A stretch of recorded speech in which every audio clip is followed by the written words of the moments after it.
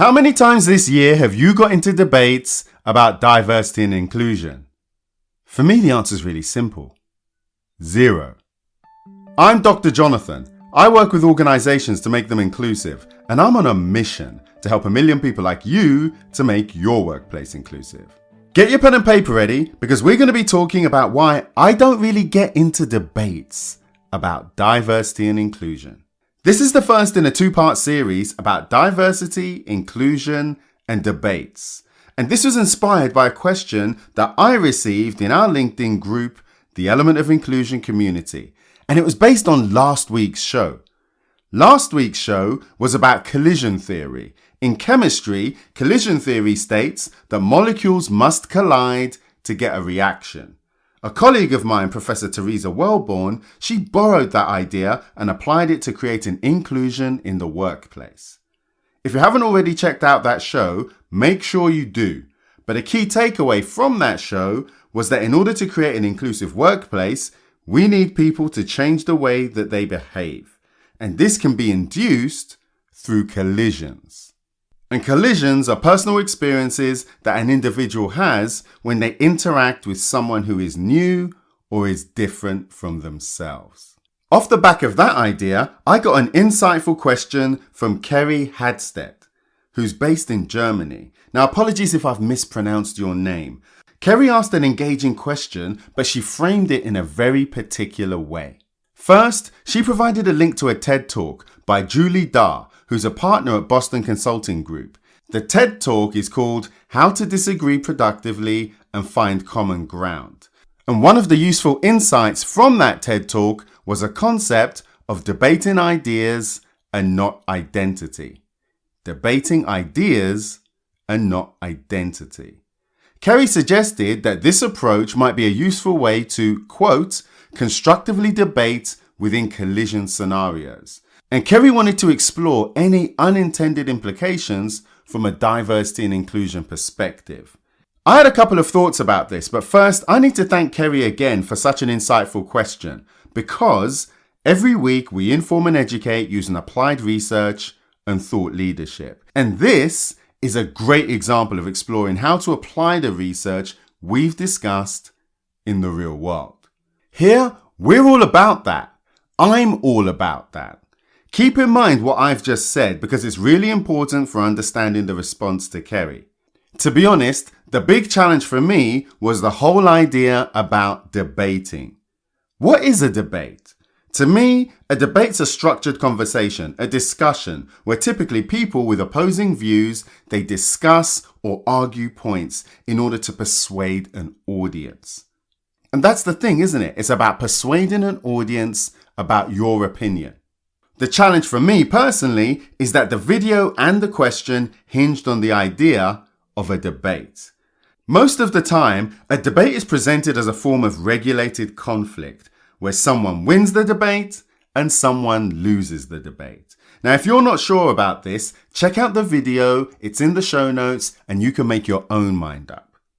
In any case, there's a winner and there's a loser. If you're the winner, people think that you were right, or you performed better than the loser, who was wrong or didn't perform as well. The challenge for me is that there's not much room to change the other person's mind, or dare I say, your opponent's mind. And this isn't very helpful for me personally, because this is indicative of one of the 3 biggest problems that organizations experience on their inclusion journey, and that's to do with people. Organizations find it difficult to engage the people that they want to include. Typically, when I say this, people think of underrepresented groups or marginalized groups. But don't forget, inclusion is for everyone. It's a systematic business strategy to ensure that everyone shares the same advantages and benefits. Everyone performs and everyone belongs. Everyone reaches their potential. That means engaging people who may not care about inclusion. They may not understand diversity. And this may be part of the majority. People who aren't underrepresented. People who aren't marginalized. So what's this got to do with inclusion? What's this got to do with conflict? What's any of this got to do with Kerry's question? Well, actually, it's about forced conflict. I used to teach at the LSE Summer School on what was arguably the best, the most oversubscribed course at the summer school. It was a negotiation course. I was part of a dream team and the students learned so much. I learned so much from them and it was an incredible experience and it was practical. You could apply what you learned immediately. Remind you of anything? One of the biggest challenges that the students had when they were trying to negotiate was this idea of false conflict. They had the false impression that they were competing with each other instead of collaborating with each other. False conflict is also one of the biggest issues that prevents people who aren't underrepresented, people who aren't marginalized, from being engaged when it comes to diversity and inclusion. They have the false impression that they're competing with the other people instead of collaborating with them. I see this over and over again when I work with organizations, and it's often because of the way that diversity and inclusion are articulated in the workplace. This is why I don't get into debates, because I don't want to promote a false sense of conflict. Remember what I said earlier, we inform and educate. This is different from a debate because it gives us all room to maneuver, to learn, and it also gives us room to change our mind. This is also why you have to be so careful when talking about the so-called business case for diversity. It's often set up as a debate. If you can't prove it, you're wrong. You're a loser. You're being set up before you've even started to talk. As a regular listener, you know how we talk here.